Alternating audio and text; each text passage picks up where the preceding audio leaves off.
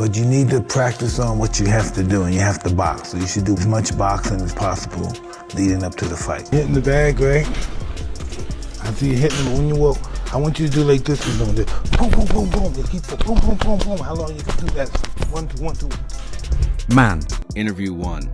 Picture Mike Tyson, eyes wide open like he just witnessed a scene straight from a thriller.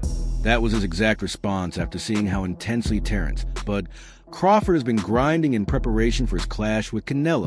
Before, he knows the in and out about fighting, and it's just that we had to transfer that because he's using his legs and elbows and everything, and grabbing. So we kind of, I don't know, did a new foundation and made him more elusive. You know, made him more elusive. He throws his punches with just bad intentions. Tyson looked stunned, almost couldn't believe what he was watching. It was as if he was thinking, hold on, I thought I was the wild one. Crawford's training came off like he was gearing up to wrestle a bear in the wilderness. He wasn't just working the heavy bag. Each punch echoed like rolling thunder.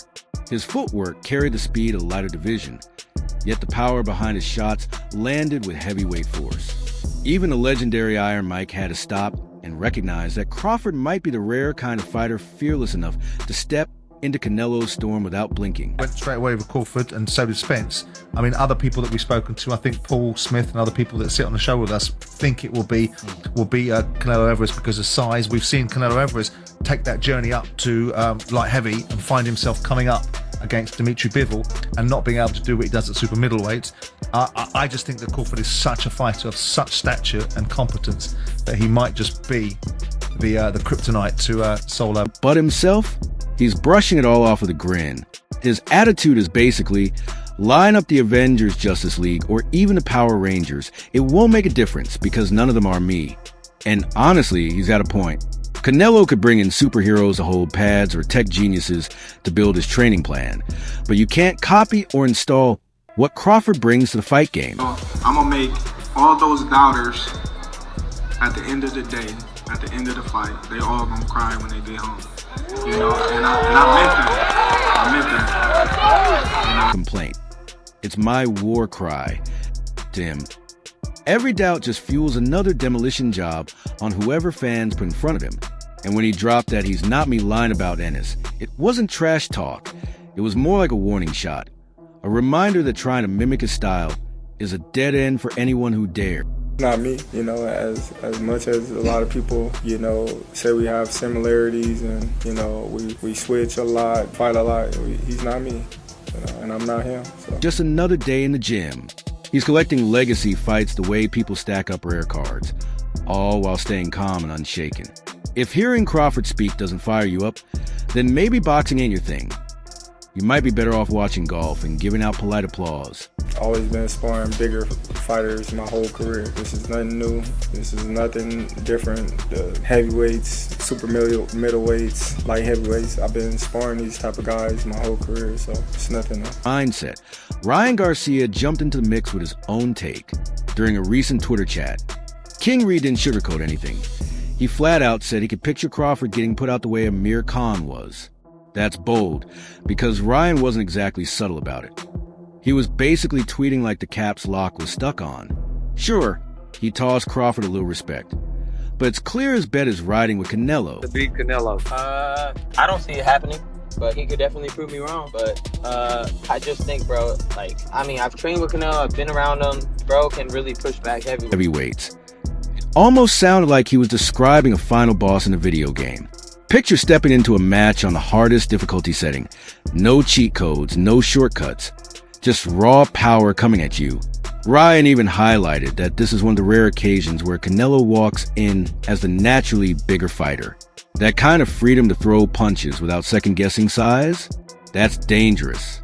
Ryan made it clear he's counting down the days until this fight goes down. Actually interested to see, bro. I can't wait for the fight. I'm definitely going to be backing Canelo, but, you know, Crawford is a great fighter and he could surprise me. But right now where I would put my money is Canelo. Even he admitted there's room for a Crawford surprise. And that's what makes this matchup so electric. When even fighters can't predict it with 100% confidence, you know it's something rare. The real curveball came when Crawford himself doubled down. saying this fight isn't just another date on the calendar. It's different because of the weight, the legacy, and the fact that you got two future Hall of Famers clashing with everything on the line for undisputed. All my life. All your life? I've been an underdog all my life. Just watch the fight and see. You know, Canelo got a granite chin. He's been hurt before, but, you know, he have been hit cleanly and he took it real well. And, you know, named this fight as his own Thriller in Manila, only with even higher stakes. It's basically boxing Super Bowl, minus the halftime show, unless you count Canelo's grand entrance. And let's be real, but isn't new to facing giants. He's traded shots with super middleweights, light heavies, even heavyweights. It's like he's been running open sparring nights in Godzilla's gym. When he brought up Shakur Stevenson joining camp, it added another dimension, but isn't just sharpening his own skills. He's passing the playbook down to the next wave while still writing his own history. That's ruthless efficiency. Like showing your little brother the ropes in Mario Kart while you're out there winning Formula One.